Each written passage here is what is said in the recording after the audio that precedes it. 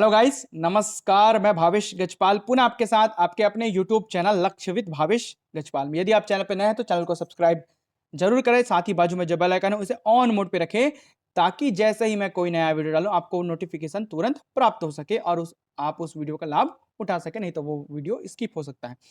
आज हम देखने वाले हैं इकोनॉमिक सर्वे आर्थिक सर्वेक्षण का पार्ट 2, जिसमें मैं आज राज्य आय को पढ़ाने वाला हूं। ये जो हिस्सा है वो पूरे आने वाले प्रश्नों का 40% कवर करता है। अकेला अकेला जो पीडीएफ है 40% हिस्सा कवर करता है। और ऐसा नहीं कि आपको इकोनॉमिक सर्वे का जो बुक है उसी से उठा कर बनाए, पूरा अलग मेहनत किया गया। इसमें एमसीक्यू भी शामिल है, साथ ही नए कुछ चार्ट को भी मैंने शामिल कर रखा है। जैसे कि आपको जैसे मैं बेसिकली बनाता हूं ये चार्ट आपको उस बुक में नहीं, उस इकोनॉमिक सर्वे के बुक में नहीं मिलेगा, आप खोज के देख लेंगे। ये चार्ट अलग से बनाया हुआ है और जो आता है वही बनाया हुआ है, जो नहीं आता वो नहीं। देखिए आपको कमी या वृद्धि का परसेंट, ऋणात्मक वृद्धि, ये सभी आपको इसमें स्पेशली अलग से डाल रखे हैं मैंने, ठीक है। साथ ही एमसीक्यू शामिल कर रखा है।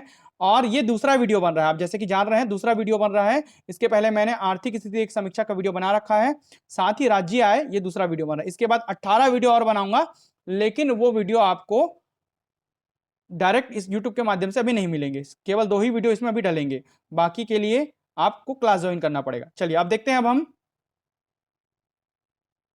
इस वीडियो को देखते हैं। सबसे पहले तो सकल राज्य घरेलू उत्पाद जीएसडीपी के अग्रिम अनुमान वर्ष 2020-21 स्थिर भाव 2011-12 के अनुसार। स्थिर भाव क्या है? 2011-12 वर्ष। इसके अनुसार 2020-21 का अग्रिम अनुमान, अग्रिम को कैपिटल है ऐसे ब्रैकेट में लिखा रहता है, उसे अग्रिम अनुमान बोलेंगे। अनुमान लगाया हमने 20-21 का। 21-22 का बजट आता है तो 20-21 का पुराना का आर्थिक सर्वेक्षण आता है, ठीक है। अगले साल का यदि बजट आएगा तो पिछले साल का सर्वेक्षण होता है कि हमने क्या क्या किया, वही है आर्थिक सर्वेक्षण, इसलिए 20-21 लिखाता है ये। देखते हैं छत्तीसगढ़ क्षेत्रवार अनुमान स्थिर भाव पर 2011-12 के अनुसार लाख रुपए में, ये मूल्यों में है, रुपयों में दिया गया है। वैसे तो ये नहीं आता है रुपया वाला कभी पूछता नहीं है, पूछेगा भाई तो ये लास्ट वाले को पूछेगा, ठीक है। आप इसको छोड़ भी दोगे तो भी चलेगा, आपको परसेंटेज और आंकड़ों पर ज्यादा ध्यान देना है, इन रुपयों वाले पे ज्यादा ध्यान नहीं देना है। फिर भी हम देख लेते हैं। कृषि वानिकी और मछली पालन का है 39,78,337 लाख रुपए, ठीक है। उद्योग या खनन उत्खनन सहित का है 1,04,73,691। सेवाओं का है 81,06,591 लाख रुपए। सकल राज्य घरेलू उत्पाद मूल्यवर्धन, इसको बोलते हैं ग्रॉस वैल्यू एडेड, जीवीए का मतलब होता है ग्रॉस वैल्यू एडेड।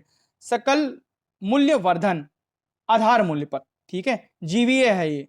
जब भी मूल्यवर्धन पूछेगा जीवीए बोलेगा तो आपको ये याद रखना, 2,25,58,619, इसको 2.25 करोड़ भी पढ़ सकते हैं, 2.25 करोड़, ठीक है।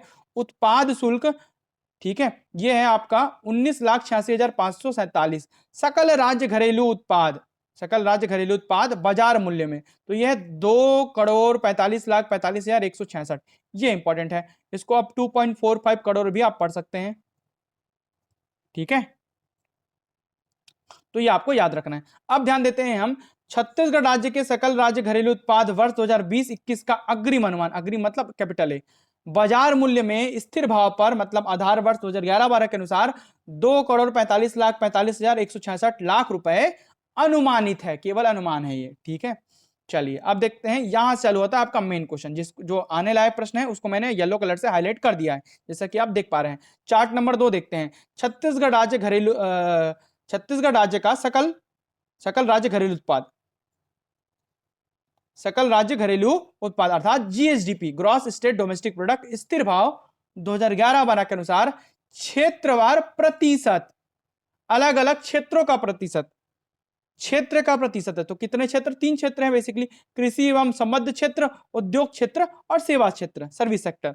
तो कृषि एवं संबद्ध क्षेत्र 16-17 से लेकर 20-21 तक का आपको आंकड़े दिखाए गए हैं। आंकड़े केवल तुलना करने के लिए दिखाए जाते हैं, आपको पढ़ना केवल 20-21 का है। अग्रिम अनुमान ही केवल याद रखने वाला यही है। और छोटा कर दूंगा इसका दायरा, और कम कर दूंगा, इतना कम कर दूंगा कि आपको मेन चीजें ही आपको याद रखने पड़ेगी। ये प्रतिशत वृद्धि है, मतलब पिछले 19-20 की तुलना में 20-21 में कितना परसेंट बढ़ा है। तो पहले देखते हैं, पहला क्षेत्र है आपका कृषि एवं संबद्ध क्षेत्र, जिसमें 2020-21 का ए मतलब अग्रिम अनुमान, क्यू मतलब क्विक मतलब त्वरित अनुमान होता है, पी जिसमें लिखा रहता है वो होता है पुनरीक्षित, ठीक है। पी क्यू और ए मतलब अग्रिम अनुमान, हमको अग्रिम अनुमान ही पढ़ना पड़ता है, जो कि लेटेस्ट ईयर 2020-21 का आर्थिक सर्वेक्षण है। तो कृषि एवं संबद्ध क्षेत्र का पिछले वर्ष की तुलना में इस साल वृद्धि हुई है 4.61% की। उद्योग क्षेत्र में घाटा हुआ है, कहा जा सकता है कि ऋणात्मक वृद्धि हुई है, निगेटिव ग्रोथ हुआ है -5.28। जो निगेटिव वाला होता है ना वो सबसे ज्यादा इंपॉर्टेंट है, उसी को ज्यादा पूछता है। तीसरा क्षेत्र है जो है सर्विस सेक्टर, सेवा क्षेत्र, इसका जो हुआ है 2020-21 में 0.75% की वृद्धि हुई है इसमें। जबकि सकल राज्य घरेलू उत्पाद मूल्यवर्धन, जिसे हम ग्रॉस वैल्यू एडेड बोलेंगे, GVA, gross value added GVA, जो है -1.52% का निगेटिव ग्रोथ दिखा रहा है। जबकि सकल राज्य घरेलू उत्पाद बाजार मूल्य में ये आपको दिखा रहा है -1.77%। सबसे ज्यादा इंपॉर्टेंट यही है। 1.77 ऋण 1.77% जीएसडीपी बोला जाए तो, जीएसडीपी स्थिर भाव पर, ठीक है, बाजार मूल्य में -1.77%। तो इसी को पूछता है, इसी को नोट पॉइंट में लिख दिया हूं। छत्तीसगढ़ राज्य के सकल राज्य घरेलू उत्पाद स्थिर भाव मतलब वर्ष 2011-12 के अनुसार क्षेत्रवार प्रतिशत वृद्धि दर वर्ष 2020-21 का बाजार मूल्य पर कितना परसेंट रहा है भाई?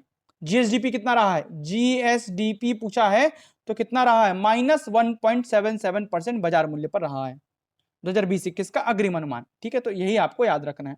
आगे बढ़ते हैं हम तीसरे चार्ट की ओर। तो तीसरा चार्ट देखते हैं। छत्तीसगढ़ का सकल राज्य घरेलू उत्पाद जीएसडीपी का प्रतिशत हिस्सा, ये भागीदारी है भाई, देखिए वो प्रतिशत वृद्धि है, ठीक है, ये प्रतिशत क्षेत्रवार प्रतिशत वृद्धि है, ये प्रतिशत क्षेत्रवार प्रतिशत भागीदारी है। भागीदारी अगर अलग, भागीदारी अलग होता है, प्रतिशत वृद्धि अलग है।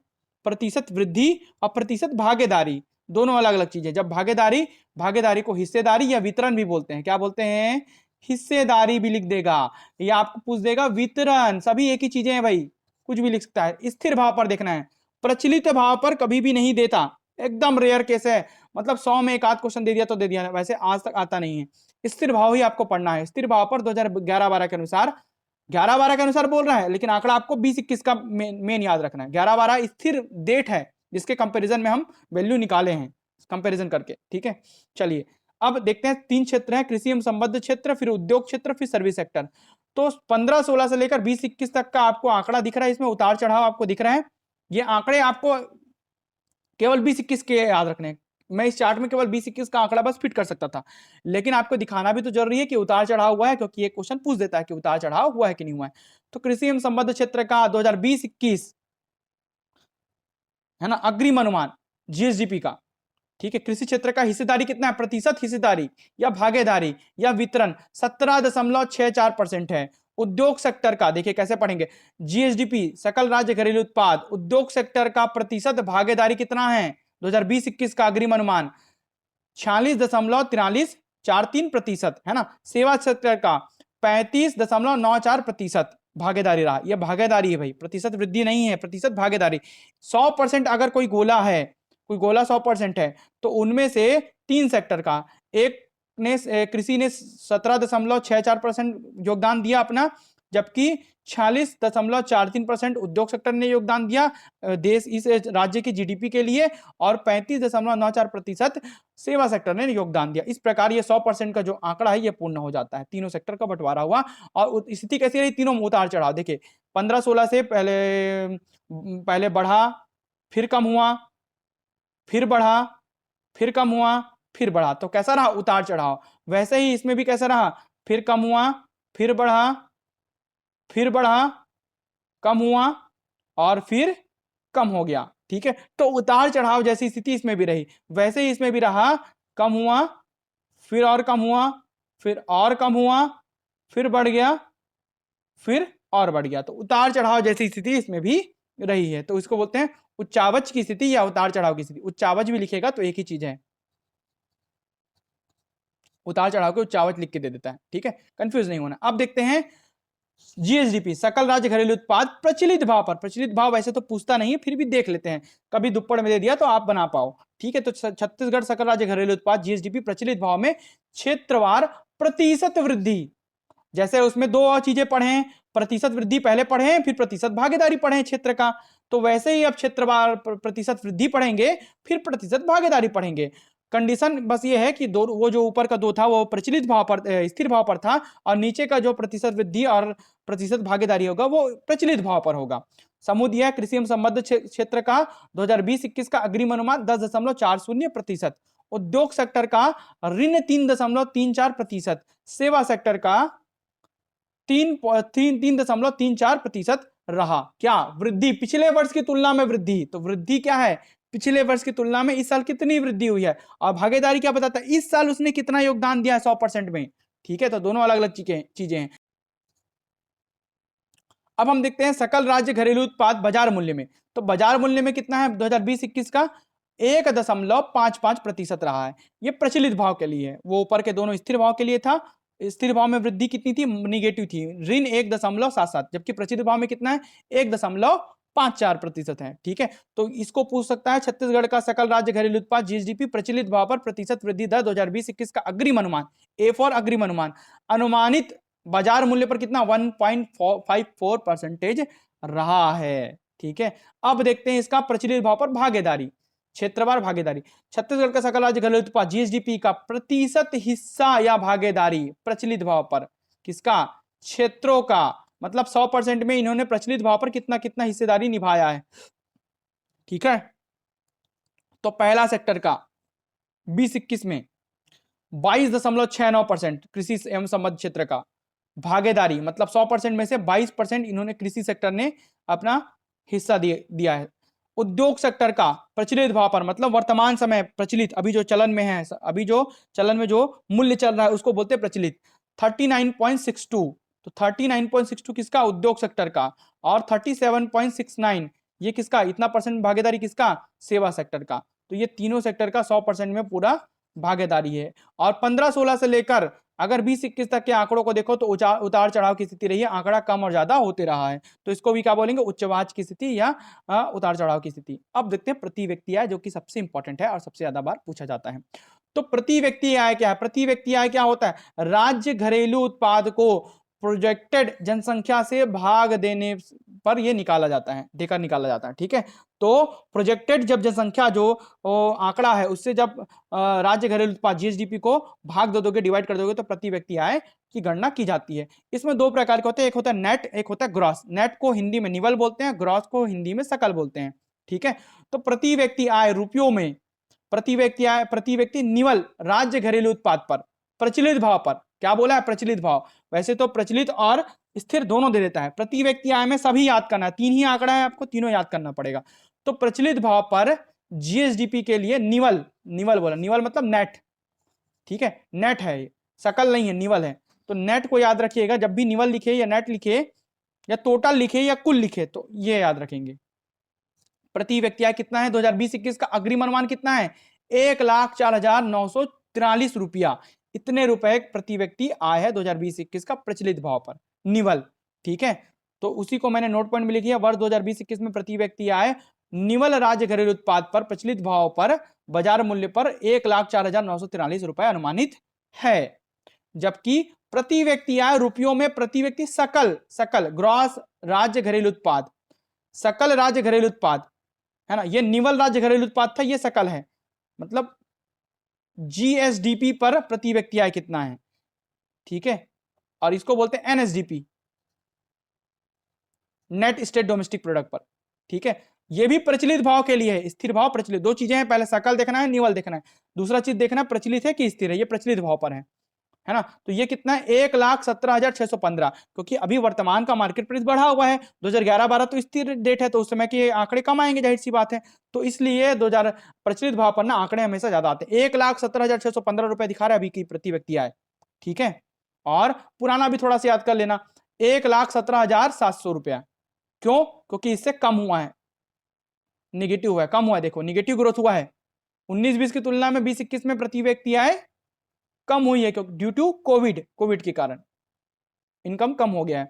वर्ष 2020-21 में प्रति व्यक्ति आय, प्रति व्यक्ति सकल राज्य घरेलू उत्पाद प्रचलित भाव पर बाजार मूल्य पर कितना रहा? 1,17,615 रुपए रहा। इंपॉर्टेंट है, वर्ष 2019-20 की तुलना में 20-21 में प्रति व्यक्ति आय, प्रति व्यक्ति सकल राज्य घरेलू उत्पाद प्रचलित भाव पर 0.07% की वृद्धि अनुमानित है।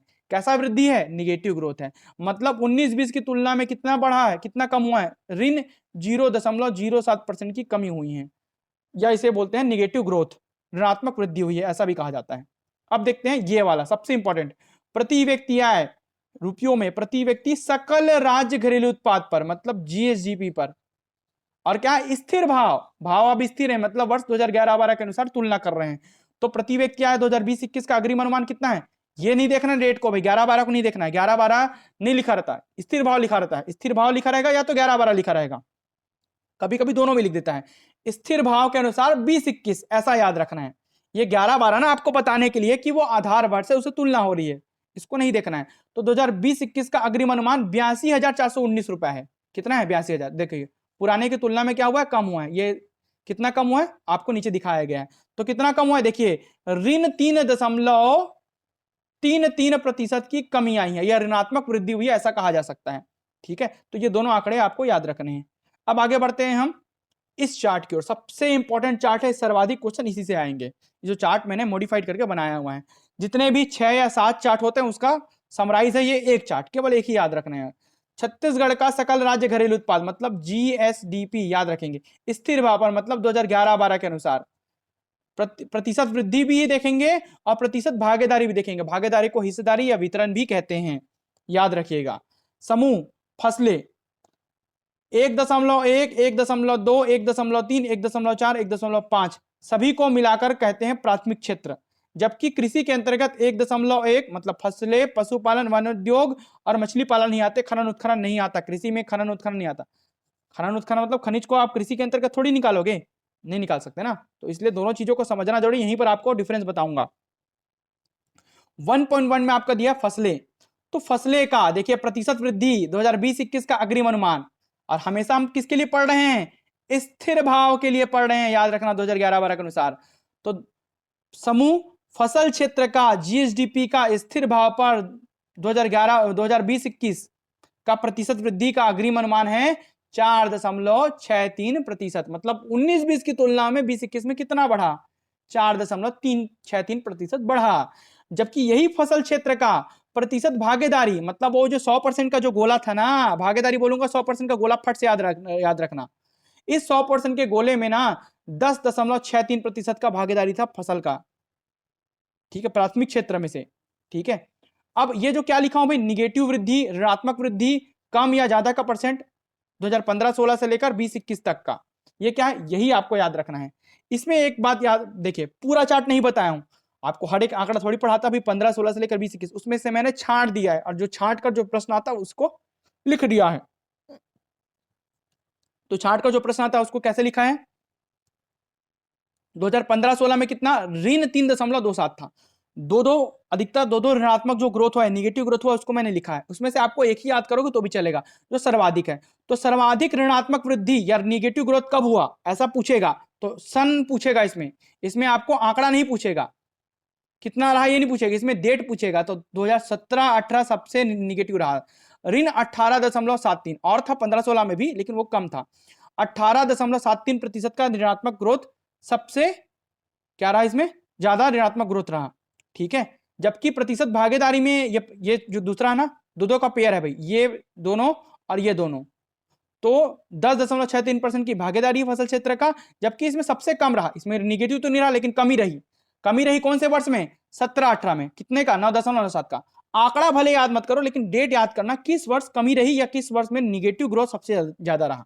ठीक है, पशुपालन का प्रतिशत वृद्धि पिछले वर्ष की तुलना में 11.73%, जबकि सबसे कम रहा 15-16 में 3.21, 19-20 में 14.20 रहा, सबसे अधिक रहा 19-20 में। ठीक है, और इसका इसी पशुपालन क्षेत्र का भागीदारी 100% में रहा 1.93%, जबकि सबसे कम रहा 15-16 में। ठीक है, वन उद्योग तथा लट्ठे बनाना का निगेटिव प्रतिशत वृद्धि हुई है, मतलब पिछले वर्ष की तुलना में कमी आई है, मान सकते हो, या निगेटिव ग्रोथ हुआ है 0.39, इसको कमी आई है बोलते हैं। ठीक है, जबकि इसी 15-16 से लेकर 20-21 तक के आंकड़ों में 17-18 में रहा सबसे ज्यादा निगेटिव ग्रोथ, ऋण 8.09% का। जबकि वन उद्योग क्षेत्र का 100% में भागीदारी रहा 2.73% का, और कम का सबसे कम रहा 19-20 में, 2019-20 में सबसे कम रहा इसका हिस्सा। ये दोनों हिस्सेदारी वाला लास्ट का दोनों। और ये दो शुरू का दोनों जो चार्ट है ना, ये आपका प्रतिशत वृद्धि वाला है, ये इसका पेयर, ये इसका पेयर। खनन उत्खनन का निगेटिव ग्रोथ रहा, ऋण 24.40, सबसे ज्यादा निगेटिव यही रहा था। ठीक है, निगेटिव वृद्धि हुई है 2020-21 का आंकड़े में, जबकि 19-20 में ही सबसे ज्यादा क्या हुआ इसमें, सॉरी 20-21 आएगा, 19-20 नहीं आएगा ना, 20-21 में ही सबसे ज्यादा क्या हुआ, निगेटिव ग्रोथ हुआ इसमें, जबकि 8.34% की भागीदारी रही है, और सबसे कम भागीदारी रही है 2020-21 में ही, अभी ही। अब देखते हैं प्राथमिक सेक्टर, तो प्राथमिक सेक्टर में सभी आएंगे, कौन कौन, पूरा 1.1 से 1.5 तक, यह पूरा प्राथमिक सेक्टर कहलाता है। लेकिन कृषि क्या है, कृषि में 1.1, 1.2, 1.3 और 1.4 है, 1.5 नहीं है। कृषि में खनन उत्खनन शामिल नहीं है, और प्राथमिक का मतलब कृषि क्षेत्र नहीं होता, कंफ्यूज मत होइए, प्राथमिक सेक्टर अलग है, कृषि सेक्टर अलग है, मोटा मोटी बोल देते हैं लोग, लेकिन नहीं होता। प्राथमिक सेक्टर में खनन उत्खनन शामिल है, लेकिन कृषि क्षेत्र में खनन उत्खनन शामिल नहीं है। तो प्राथमिक का ऋण 6.86% की वृद्धि हुई है पिछले वर्ष की तुलना में, और कृषि सेक्टर का हुआ है 4.61%, जबकि 20-21 में सबसे निगेटिव ग्रोथ रहा है, जैसे कि आप देख रहे हैं, और 17-18 में कृषि सेक्टर का निगेटिव ग्रोथ रहा है, ऋण 10.90% का। प्रतिशत भागीदारी प्राथमिक सेक्टर का 25.97% रहा है, और 17.64%, ये जो ऊपर वाले चार्ट में ना आप ये आंकड़ा पढ़े होंगे कृषि का, 4.61 वाला वृद्धि का, और 17.64% वाला भागीदारी का। देखिए दिखा देता हूं आपको, स्थिर भाव पर 17% स्थिर भाव पर, ये देखिए 17.64% भागीदारी का स्थिर भाव पर, यह आंकड़ा पढ़े हो कृषि का, वही आंकड़ा नीचे लिखा है, प्राथमिक सेक्टर का नहीं लिखा, प्राथमिक का आपको पढ़ना पड़ेगा जो चार्ट बनाया है उससे। ठीक है, अब देखो खनन उत्खनन को इसमें घटा दो, इस 25.97 में से ना 8.34 को घटा के देखो, 17.64 आएगा, आया लगभग लगभग। तो यदि आपने किसमें से, प्राथमिक क्षेत्र में से खनन उत्खनन को घटा दिया, तो आपको कृषि क्षेत्र मिल जाएगा। ठीक है, तो इसमें सबसे ज्यादा कम रहा 20-21 में, है ना, जैसे कि आप देख पा रहे हैं, और कृषि सेक्टर में सबसे ज्यादा कमी आई थी 19-20 में। सन बस याद रखना है, इसमें जो ये वाला चार्ट बना है ना, उसमें केवल सन याद रखना है। ठीक है, आंकड़े आपको ऐसे ही याद करने के लिए दिए गए हैं, आंकड़े केवल इसके याद करने हैं। चार्ट नंबर 1 मतलब कॉलम नंबर 1 और कॉलम नंबर 3, इसका ही आपको आंकड़ा याद करना है। कॉलम नंबर 2 और कॉलम नंबर 4 का आपको केवल सन याद करना है, ईयर याद करना है। ऐसे ही प्रश्न पूछता है, आगे प्रश्न को शामिल भी किया हूं। विनिर्माण को देख लेते हैं, 0.53% का वृद्धि, 16-17 में सबसे कम वृद्धि, 17.30% का भागीदारी, बाकी इसको पढ़ना नहीं है, जो छोड़ दें उसको पढ़ने की आवश्यकता नहीं। विद्युत गैस जल आपूर्ति, ऋण 0.94% का निगेटिव ग्रोथ, 20-21 में ही निगेटिव ग्रोथ हुआ है, 9.757% का भागीदारी। निर्माण सेक्टर का 0.90 का वृद्धि पिछले वर्ष की तुलना में 20-21 में, 15-16 में सबसे कम वृद्धि हुई थी, और 11.23% का भागीदारी रहा है निर्माण क्षेत्र का 100% में से। ठीक है, तो उद्योग सेक्टर के अंतर्गत क्या क्या आता है, देखिए B+1.5, B+1.5 मतलब जब आप ना विनिर्माण, विद्युत गैस जल आपूर्ति और निर्माण, मतलब 2, 3 और 4 को मिला दोगे, 2 + 3 + 4, तो आपका द्वितीयक क्षेत्र बनेगा, मतलब सेकेंडरी सेक्टर बनेगा। लेकिन जब आप इस द्वितीयक सेक्टर में, इस बी वाले में, मतलब 2, 3, 4 में 1.5 को जोड़ देंगे, मतलब किसको, खनन उत्खनन को जोड़ दोगे, तो उद्योग बनेगा। तो उद्योग में खनन उत्खनन शामिल है, लेकिन कृषि में नहीं है। प्राथमिक में शामिल है, लेकिन द्वितीयक में नहीं है। खनन उत्खनन को पकड़ लो, खनन उत्खनन उद्योग में शामिल है, लेकिन कृषि में नहीं है। खनन उत्खनन प्राथमिक में शामिल है, लेकिन द्वितीयक में नहीं है, याद रखना। तो 0.26% का वृद्धि, ऋण 5.28% का वृद्धि उद्योग सेक्टर का 20-21 में, दोनों में ही सबसे ज्यादा कमी देखी गई है। ठीक है, कम मतलब सबसे ज्यादा कम वृद्धि हुई है, ऐसा बोल सकते हैं। जबकि 38.09% का भागीदारी रहा है द्वितीयक सेक्टर का, और 46.43% का भागीदारी रहा है उद्योग सेक्टर का। अब इसी को पढ़ते हैं। 16-17 में दोनों में ही क्या हुआ है, भागीदारी सबसे कम रहा है। व्यापार, होटल, जलपान गृह, इसके बाद जो 5 से लेकर जो पूरे 10 तक के आंकड़े हैं, ये आपका सेवा सेक्टर में आएगा। इसको आप पढ़ना चाहो तो पढ़ लो, नहीं तो छोड़ देना, ये अन्य है। केवल आपको लास्ट वाला आंकड़ा पढ़ना है जो कि सेवा क्षेत्र का है। सेवा क्षेत्र का जो वृद्धि पिछले वर्ष की तुलना में 0.57% रही है। 2021 में सबसे कम वृद्धि दिखी गई है, जबकि 35.94% का भागीदारी रहा है 2021 में, और 18 और 19 में सबसे कम भागीदारी रही है।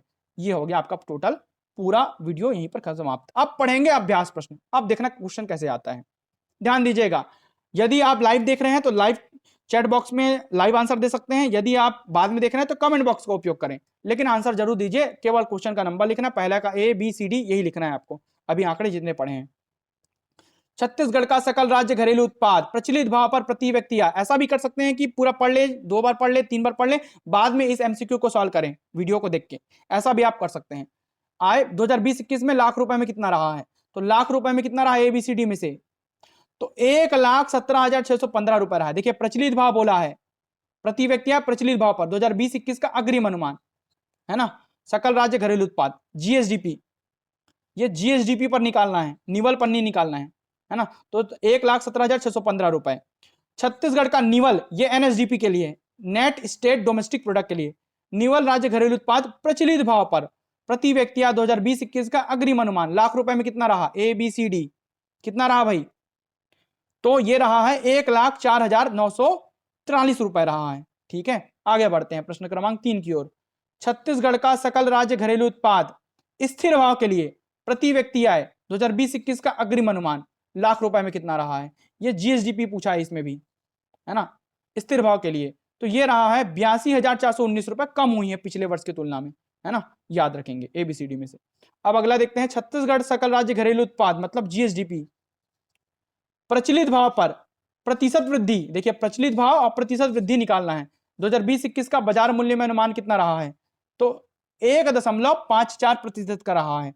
प्रचलित भाव पर पूछा है ना, इतना ही पढ़े हैं। अब देखते हैं छत्तीसगढ़ सकल राज्य घरेलू उत्पाद मतलब GSDP स्थिर भाव के लिए, अब प्रतिशत वृद्धि, पहले प्रचलित भाव पर प्रतिशत वृद्धि, फिर स्थिर भाव पर प्रतिशत वृद्धि, 2020-21 का अग्रिम अनुमान बाजार मूल्य पर कितना रहा है, तो निगेटिव हुआ था, ABCD में से B आएगा, ऋण 1.77। इसको याद कर लो, रट्टा मान लो, क्वेश्चन नंबर 5 ही आने वाला है अगर देना होगा तो। छत्तीसगढ़ सकल राज्य घरेलू उत्पाद मूल्यवर्धन, जिसे हम GVA बोलते हैं, ग्रॉस वैल्यू एडेड, प्रतिशत वृद्धि 2020-21 अग्रिम अनुमान आधार मूल्य पर कितना रहा है, तो कितना रहा है भाई GVA, तो GVA रहा है ऋण 1.52% का।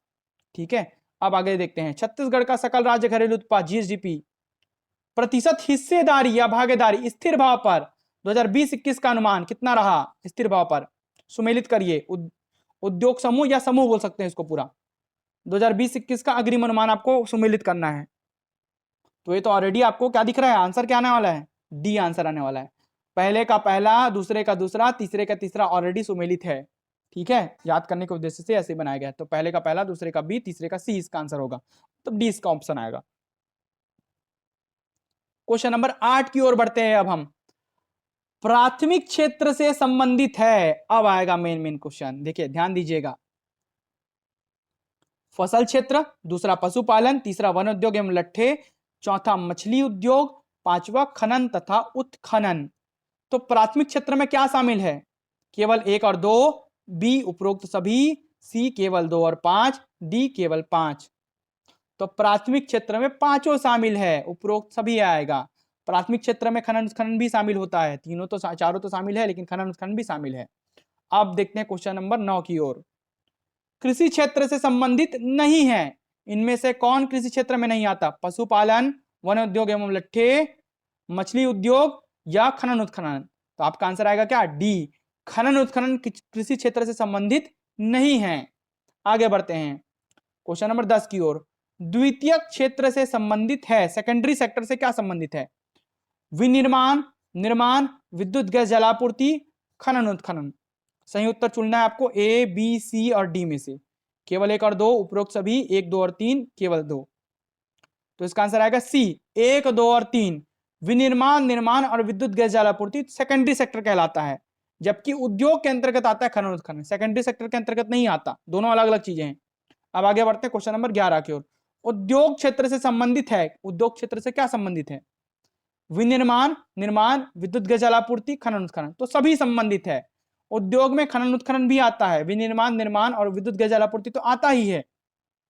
देखिए द्वितीयक सेक्टर बराबर उद्योग नहीं होता, ये आपको दिखा दिया गया, और प्राथमिक क्षेत्र बराबर कृषि क्षेत्र नहीं होता, दोनों अलग अलग चीज है। क्या शामिल है क्या नहीं है, आप इस प्रश्न को, चारों प्रश्नों को पढ़ने से समझ जाएंगे। इसमें से प्रश्न उठाता ही है, दे चुका है, पुराना पेपर उठा के देख लो। आगे बढ़ते हैं क्वेश्चन नंबर 12 की ओर।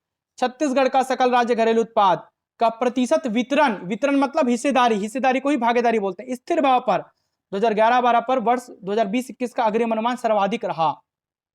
किसका, किस क्षेत्र का सर्वाधिक रहा प्रतिशत वितरण स्थिर भाव पर, या प्रतिशत हिस्सेदारी जीएसडीपी में स्थिर भाव पर?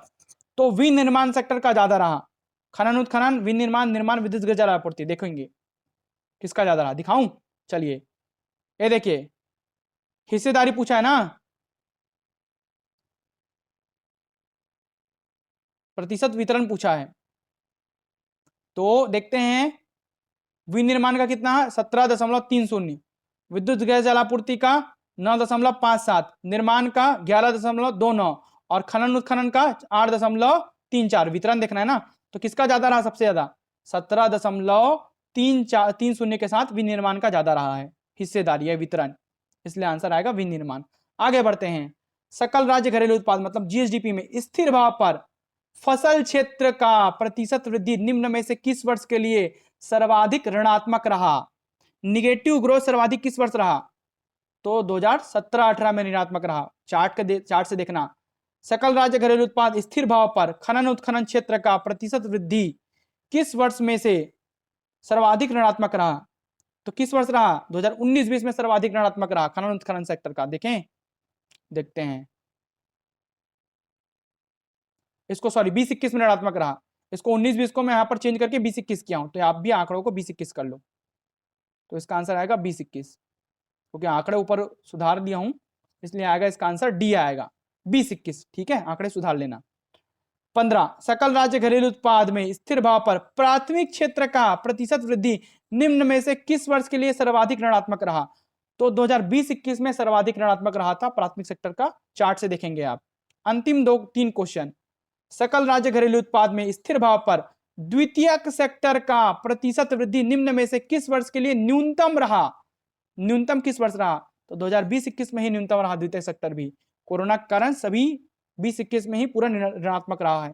सकल राज्य घरेलू उत्पाद में स्थिर भाव पर द्वितीय सेक्टर का प्रतिशत भागीदारी या वितरण वर्ष 2020-21 के लिए कितना प्रतिशत रहा? 2020-21 में कितना रहा है द्वितीय सेक्टर का भागीदारी? तो 38.09 रहा, जबकि उद्योग सेक्टर का रहा है 46.43% और 38.09% द्वितीय सेक्टर का रहा है। चार्ट से देखेंगे। सकल राज्य घरेलू उत्पाद स्थिर भाव पर प्राथमिक क्षेत्र का प्रतिशत भागीदारी या वितरण वर्ष 2020-21 अग्रिम अनुमान कितना परसेंट रहा? हिस्सादारी निकालना है या भागीदारी निकालना है, तो इसका आएगा 25.97, जबकि कृषि क्षेत्र का कितना रहा है 17.64 और प्राथमिक का 25.97% का भागीदारी। ठीक है, इस प्रकार यह वीडियो यहीं पर समाप्त होता है। जल्द ही मूल्य एवं सार्वजनिक वितरण प्रणाली लाऊंगा और पूरे योजना भी पढ़ाऊंगा। जितने 20 के 20 वीडियो जो बनाऊंगा ना, सब में योजना शामिल रहेगा। योजना से कितने क्वेश्चन पूछे गए पूरे पीएससी में और व्यापम में, उठा के देख लीजिए। पूरा योजना को पढ़ाऊंगा और ये साल भर काम आएगा, वन टाइम है। 2021-22 तक ये पूरा काम आएगा, मतलब 22 तक पूरा काम आएगा ये। भाई 22 के बाद ही आंकड़ा नया आएगा, तो आपको एक साल पूरा इसी को पढ़ना है। ठीक है, वीडियो में अंत तक बने रहने के लिए बहुत बहुत धन्यवाद। अब इसके बाद अन्य वीडियो आपको अन्य क्लासेस के माध्यम से मिलेंगे। यदि आप क्लास ज्वाइन करेंगे तब आपको प्राप्त होंगे। धन्यवाद।